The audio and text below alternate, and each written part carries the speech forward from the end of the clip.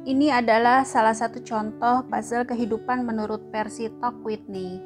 Pilihlah role model yang kalian suka, mulailah dari mana yang kalian inginkan, dan berusahalah jika ingin sama. Tapi aku yakin hasilnya tidak akan bisa persis sama.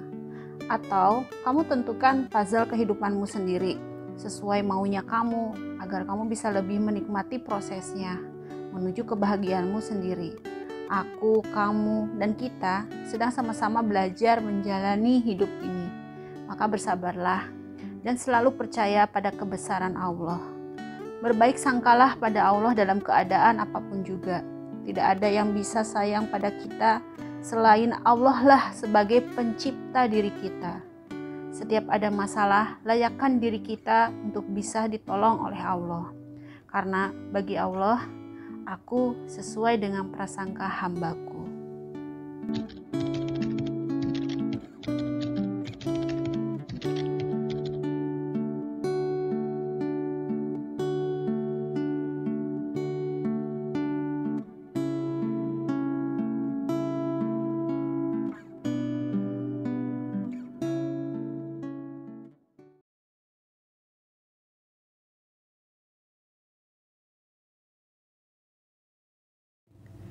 YouTube Family, masih bersama Ibu Heki dan kita akan kembali mendengarkan cerita mengenai bagaimana sih peranan orang tua di dalam kehidupan Ibu Heki. Tonton terus ya. Kata papa gini, perempuan itu atau apa, kuliah itu bukan untuk kerja, dia bilang, tapi untuk membentuk pola pikir. Membentuk pola pikir, membuka pola pandang kamu, perspektif kamu tentang dunia agar lebih luas gitu. Itu yang paling penting dari perkuliahan itu sendiri. Kalau masalah jurusannya terserah kamu, tapi kalau bisa ambil ilmu yang bisa kamu pakai untuk kehidupan berumah tangga.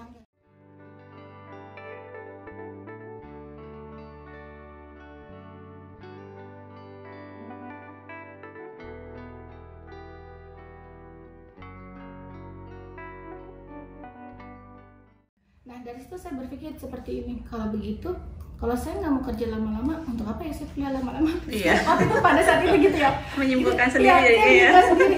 Dan kebetulan saya punya cita-cita juga pengen nikah muda gitu. Akhirnya saya cari research gitu, kira-kira jurusan kuliah apa yang bisa saya pakai gitu. Tapi saya pengen ilmu yang saya dapat ini bisa saya pakai gitu. Saya pengen jadi seorang ibu yang dibanggain sama anaknya. Saya pengen jadi seorang ibu yang kalau anak saya nanya apa-apa itu ke saya, iya, bukan betul. ke orang lain atau bukan nyari di atau bukan nyari di YouTube atau di mana gitu. Gitu. Saya berpikir seperti ini. Kalau saya pengen jadi seorang istri yang, karena itu ajaran papa juga sih. Dia bilang, kata papa, istri itu bukan sekedar harus pintar menjaga kebersihan diri gitu kan, merawat badan, bukan, tapi harus bisa jadi teman suami, enak diajak ngomong, bisa jadi pendengar yang baik, bisa kasih masukan ke suami, bukan iya aja, kata papa gitu.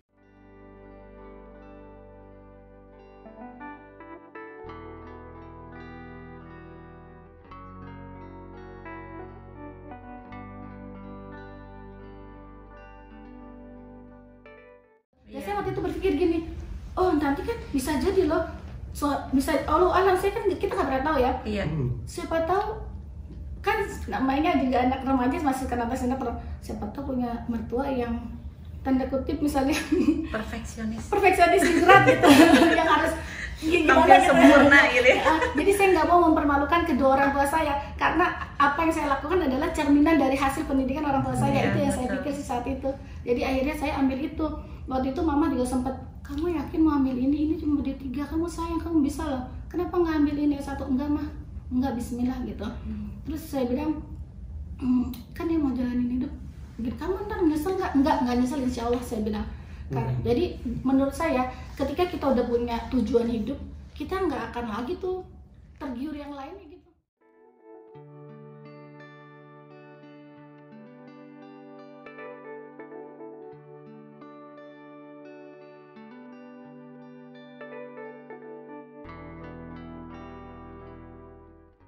Tengok kanan kiri atau merasa kecil karena sekedar D3, karena bukan legitimasi dari ijazahnya yang saya ambil, tapi kemanfaatan dari ilmunya. Ilmu kan banyak ya, tapi yang kita suka minta ke Allah apa?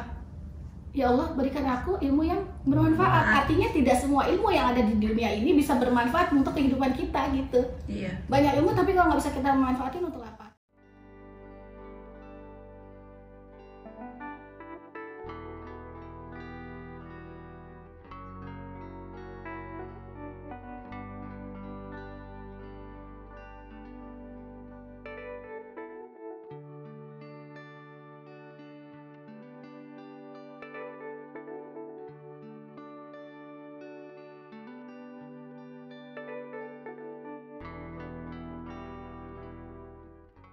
Dan alhamdulillah sih Allah ijabah ternyata ya bermanfaat juga buat anak-anak saya gitu. Iya, Mereka belajar sesuai dengan niat gitu. Dan subhanallah juga Rin, ternyata itu juga jadi faktor utama salah satu yang membuat suami saya milih saya. Ternyata kan interview dulu. Betul nggak Pak? Interview dulu. Padahal juga dapat tawaran beasiswa S1. Masya Oh gitu ya. Kalau yang belum punya tujuan kan misalnya Alhamdulillah. bingung ya, kadang asal keterima, saya nggak mau kayak gitu dari awal kayak ini yang saya ambil gitu, bukan karena saya pengen, bukan kebanggaan atau apa sih gitu, karena dari penanaman dari papa saya itu tadi, pembentukan pola pikir gitu. Iya, betul. Gitu. Jadi kalau bisa disimpulkan dari obrolan yang barusan, kalau menurut saya itu sepertinya sosok seorang ayah itu sangat penting buat seorang anak. Iya. Iya kan? Ketika seorang ayah bisa berperan di dalam sebuah keluarga, maka akan tumbuh benih-benih kepemimpinan dari hasil kepemimpinan yang sudah diberikan. Mungkin seorang ayah itu tidak harus memberikan sebuah ketegasan bahwa sebagai anak laki-laki kamu nggak boleh nangis. Tidak seperti itu. Tapi ketika misalkan ibu kamu sakit dan kamu ingin menangis, menangislah. Nangis. Ya kan? Itu manusiawi. Jadi manusiawi gitu. Ya nggak bisa Saya bilang ditahan-tahan gitu Saya kan. bilang sama Ali, orang beriman itu bukan berarti nggak boleh nangis. Iya. Nangis itu adalah proses alami sebagai kita sebagai Naluri. seorang manusia gitu Iya. loh. Bahkan Rasul pun nangis gitu kan. Iya. Nabi Muhammad nangis Iya. SAW ya. Terus Wassalam. Nabi Ayub, Nabi Yakub juga pernah ada rasa sedih karena mereka memang manusia, apalagi kita gitu. Jadi Iya, betul. menangis atau tidaknya seseorang itu nggak bisa jadi tolak ukur keimanan kalau menurut saya sih Iya, seperti betul, itu. iya.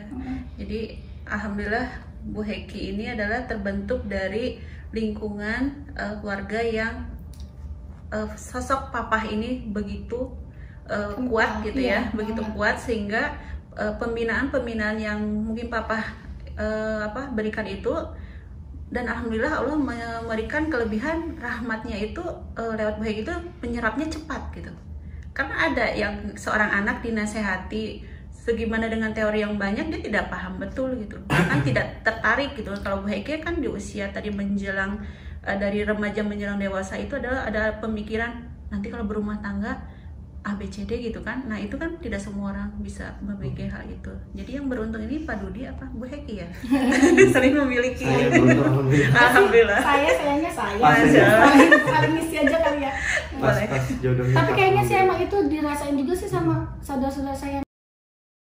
Karena papa itu apa ya, hangat ya Bi, Hangat. dan itu bisa dirasain sama mantu-mantunya. Kehilangan kita. Dia tuh tipe orang nih. Saya tuh kalau waktu kecil itu ya Masya Allah, kalau saya ada di luar rumah dan lagi hujan malam hari ya atau menjelang maghrib itu saya nangis. Nggak tahu kenapa hati tuh kayak sedih, nangis, inget rumah. Karena saya udah bisa ngebayangin betapa hangatnya suasana di rumah. Itu pasti papa ya. Papa. Jadi dulu kita tuh tinggal di komplek Aztec, dibilang itu tempat jin buang anak karena jauh dari tempat mana tahun itu ya, tahun kan kita pindah tahun 80-an Belum ada gitu, BSD. 84, Iya. belum ada BSD 84-an. Nah, tapi tahu nggak papa itu suka mati lampu. Dia tuh setiap hujan itu pasti dia dikerjain mengerjakan sesuatu yang misalnya kayak goreng pisang goreng, Masya Allah. goreng ubi goreng, iya dia gini, sini, nanti dikumpulin di pojokan itu tuh, di pojok situ misalnya ada pojokan kayak gini, ada karpet gitu, ada meja pendek kayak gini, bangku bantal-bantal besar, nanti dia duduk di situ sendirian, sini kumpul itu makan nasi goreng, terus diceritain dongeng. Walaupun dongeng itu aja, tapi kita suka. Tentang raja lah yang makan ini, yang aneh-aneh, pokoknya kita suka aja gitu. Dari kita belum ngerti bahwa itu cuma sekedar dongeng, Iya. dalam tanda kutip hayalan banget sih, bohongan gitu, sampai kita udah ngerti pun kita tetap suka.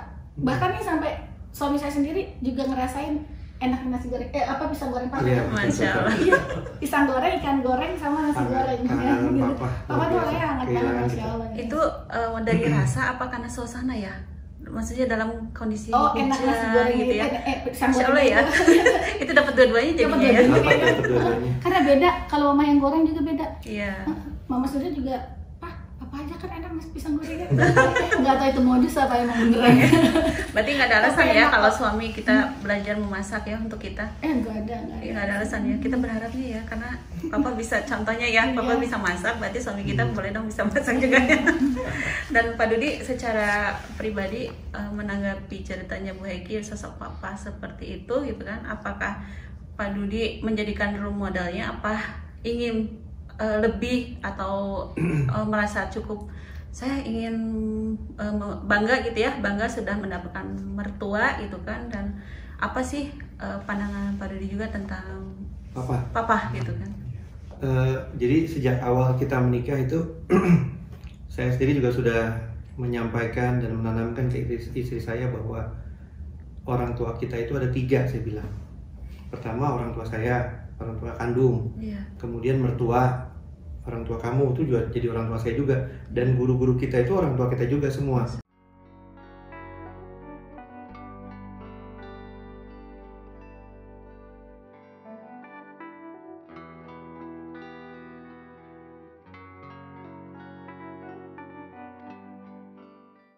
Jadi dari awal saya selalu tanamkan seperti itu. Jadi memang sejak awal pun kita tidak pernah membedakan antara orang tua dengan mertua, itu selalu equal, selalu sama gitu. Dan alhamdulillah jadi orang tua kita ya. Ya alhamdulillah akhirnya bagaimana kami berdua tuh bisa menyatukan 2 keluarga besar pun alhamdulillah karena dari dasar pemikiran seperti itu.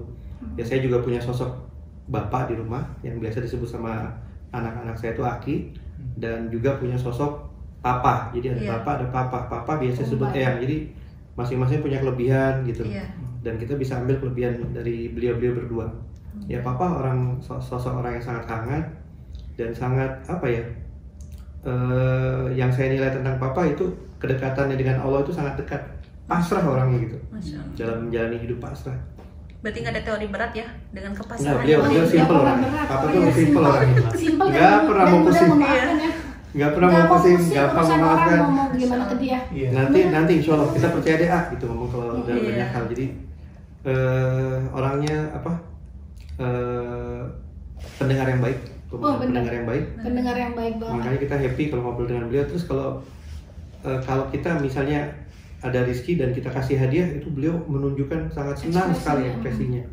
Tadi kan juga tadi cerita misalnya kenapa punya baju-baju yang layak pakai dan itu sering dibawa, karena memang beliau sendiri di lemarinya itu punya lemari khusus yang beliau sendiri yang pegang kuncinya. Masya Allah. Belakangan kalau ada kesempatan buka, itu rapi semua tuh. Pakaian semua, termasuk oleh-oleh dari kami ya. Kita tinggal di US sejak 2009. Iya. Jadi setiap pulang ke Indonesia selalu bawa oleh-oleh, dan ternyata itu disimpan semua rapi.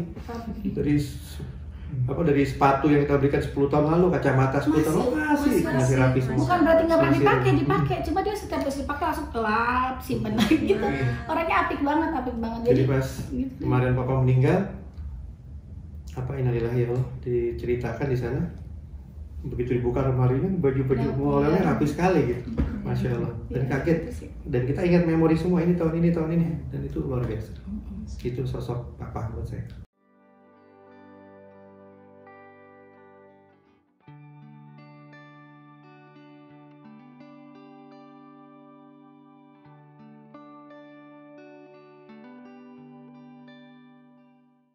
Berarti kalau Bu Heki itu kan pasti ya pas mendengar berita bahwa papa sudah meninggal, dan Bu Heki itu sudah melakukan ikhtiar ya, pulang pergi Indonesia, UAE gitu kan, itu sudah maksimal insya Allah buat papa ya, perhatian kecil mungkin itu ya, perhatian itu gitu kan. Bu Heki udah pasti nangis. Pak Dudi nangis nggak? Nangis. Saya nangis duluan. Dia nangis duluan. Jadi waktu itu gini, satu hal ya, subhanallah ya gini. Jadi saya sejak papa meninggal itu saya gini bilang ke anak-anak Sofura, Naila, Ali, terutama Sofura sih ya, karena kan dia lagi mau kuliah. Saya bilang, tuh lihat, kita itu tugasnya cuma ikhtiar, berdoa semaksimal mungkin, ikhtiar yang kita bisa lakuin. Urusan bagaimana Allah mewujudkan dari doa kita itu cara kerjanya Allah luar biasa, di luar batas kemampuan manusia. Jadi saya itu sejak papa sakit saya sering berdoa, cerita sama Abi ya Bi, ya Allah Bi kalau bisa pengen ya Bi minta sama Allah direzekiin nemenin pada saat sakaratul mautnya, nyaksiin seperti itu gitu loh. Nah tapi kan pada akhirnya itu kita harus pulang ke sini ya terakhir ya. Betul. Februari itu kan kita jengukin lagi akhir Februari terus kita balik ke sini, tiba-tiba papa drop lagi. Pada saat itu kan kondisi di sini udah lockdown yang kita nggak bisa pulang. Nah terus kita udah pasrah, ya Allah saya pasrah ikhlas kalau emang nggak bisa nemenin, nggak bisa lihat papa sakaratul mautnya gitu ya. Tapi subhanallah ternyata Allah itu kabulin loh lewat totok. Itu pada saat papa sakaratul maut itu jadi kita lagi totokan sekeluarga, anak-anaknya ngumpul, istrinya ngumpul di ruang rawat, kan ditaruh di ruang rawat. Nah itu juga kita di situ kita nggak ada yang sadar bahwa kenapa kondisi papa lebih berat dari biasanya langsung ICU, ini kok enggak gitu, taruhnya di ruang rawat. Allah alam apa dokter udah melihat tanda atau gimana ya, terus ditaruh di ruang rawat. Terus kita semua, Kak ini udah di ruang rawat loh papa sekarang gitu. Kita semua totokan. Ali sempat ngomong ya, lihat Naila semua ngomong, semua ngomong gitu. Alhamdulillah ya. Iya. Diberi kesempatan. Iya, baru ditutup nggak lama dikabari papa meninggal. Saya sampai gini, subhanallah ini cara Allah mengabulkan doa saya. Betul. Saya kan bisa ngelihat dan nemenin. Kan nggak harus ada kehadiran secara fisik gitu. Itulah gitu. Manusia itu terbatas pemikiran, jadi nggak usah berpikir bahwa ntar dikabulin nggak sama Allah, nggak usah. Ikhtiar berdoa udah selesai.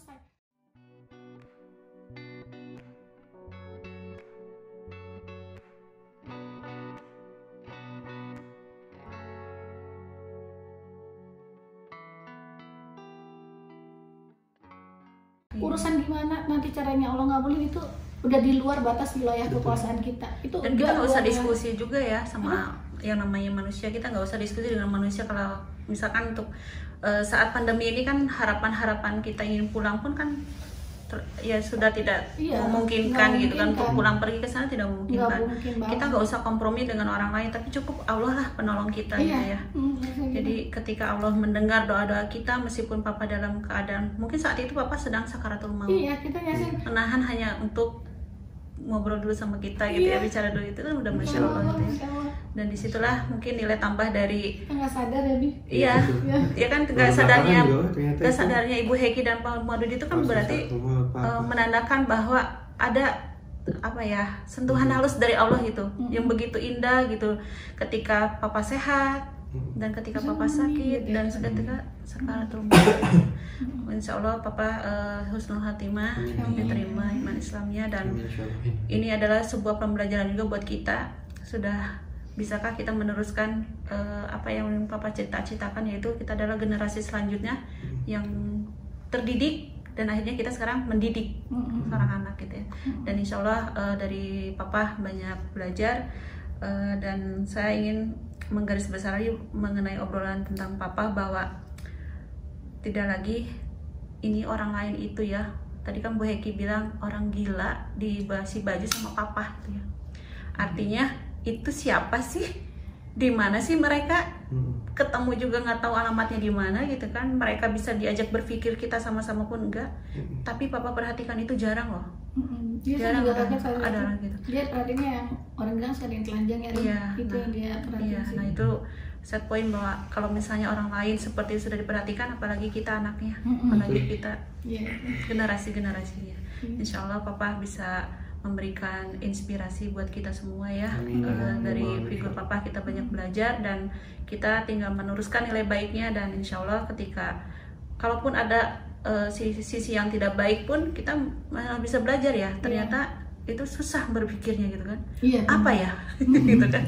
Nah itulah, walaupun setiap orang pasti ada sisi buruknya. Ada sisi buruknya, tapi kalau misalnya udah ada seseorang, kita Allah hadirkan seseorang di kehidupan kita, terlalu banyak kebaikannya, kita tuh selalu bingung mau cari kemana gitu. Dan itu nggak bisa dibuat-buat gitu. Karena memang qadarullah, kalau semuanya sudah terlahir baik, insya Allah akan selalu baik di hadapan manusia ataupun di hadapan Allah. Oke.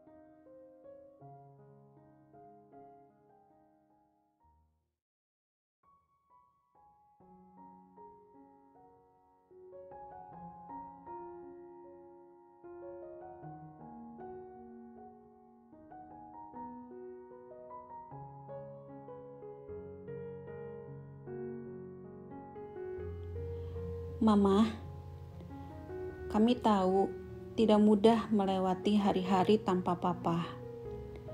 Kami hanya ingin ucapkan terima kasih sudah dengan sabar, penuh cinta kasih, telah mendampingi Papa dalam kebersamaan keluarga, sehingga kami mengenang Papa begitu baik dalam ingatan, jiwa dan raga kami.